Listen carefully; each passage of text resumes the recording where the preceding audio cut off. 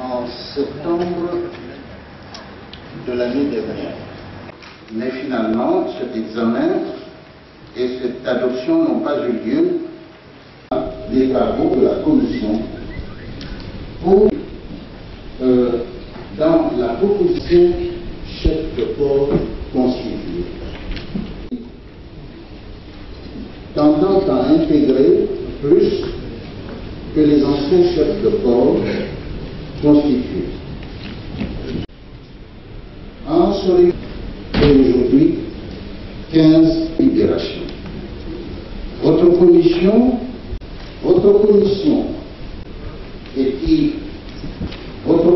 donc, je disais, premier point, il y avait un fondement constitué. Il s'agit de chefs de corps se trouvant à la tête des institutions.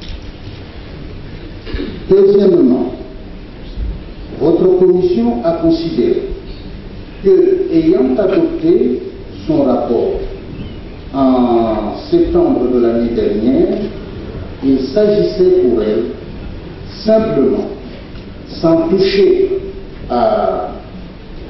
au texte, à son rapport de septembre 2017 et au texte de loi y annexé, sans toucher donc à ces documents, votre commission a considéré que son travail consistait à régler, à adopter les dispositions juridiques assumant le cas des anciens chefs de corps constitués.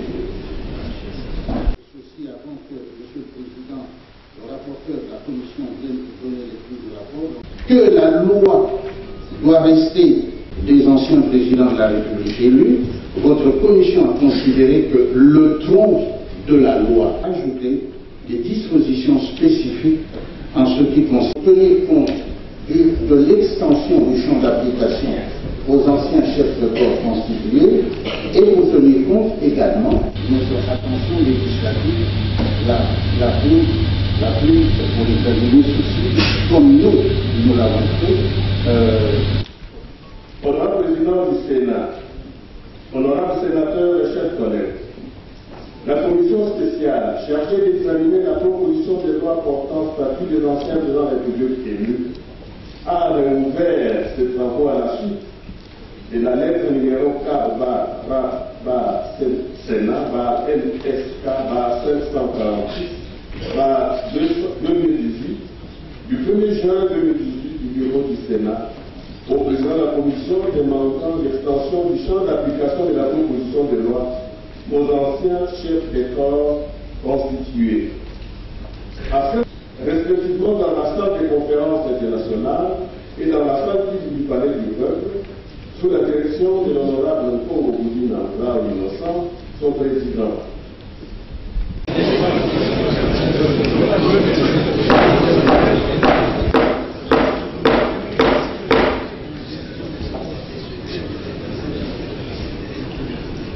Nous allons voter les trois lois qui restent. Le rapporteur. Il y a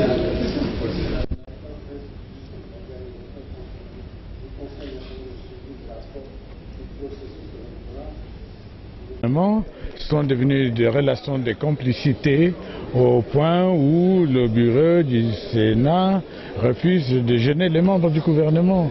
Vous vous rendez compte, la question posée au mois d'avril, au mois d'octobre, au Premier ministre sur le processus électoral et le vécu quotidien des citoyens n'a pas pu être posé pour des raisons qu'on n'a pas pu nous donner.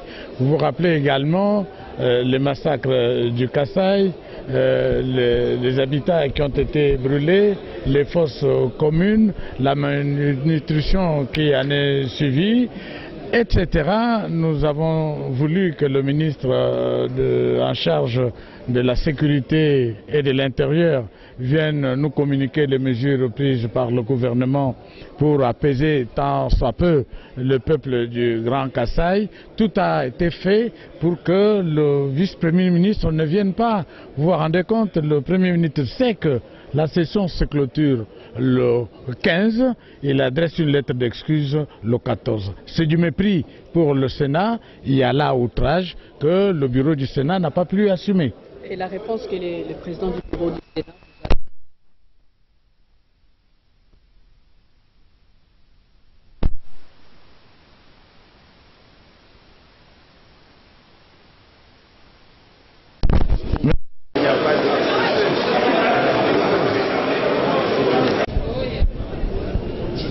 Vous dites quoi?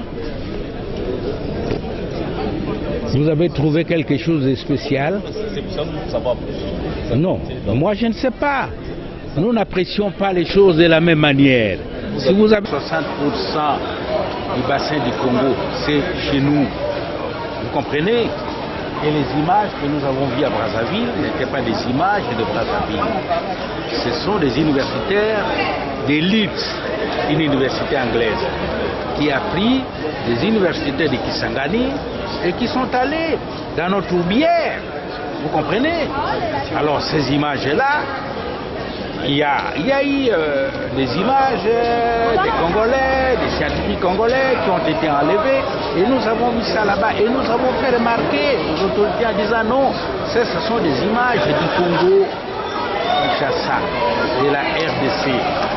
Alors quand vous faites parler des gens qui n'ont pas été sur le terrain, qui n'ont pas fait ce travail-là, ce n'est pas normal.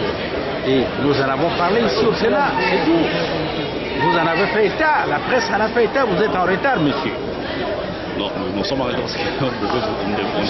C'est le vice-premier ministre Makila qui n'a pas signé. Ils n'ont pas voulu qu'il signe. Bon, je crois que le ministre de l'Environnement a signé, là où les autres ministres devaient signer. Mais là n'est pas l'affaire. Les pays africains gardent les frontières héritées de la colonisation. Imaginez que le Tchad, par la force militaire, vienne prendre les eaux de l'Ouganda. Donc, militairement, le Tchad va traverser la République centrafricaine et occuper une partie. Militairement, le Tchad va aussi occuper une partie, la partie du Congo, qui va lui donner les eaux de l'Ouganda. Ça ne sert absolument à rien.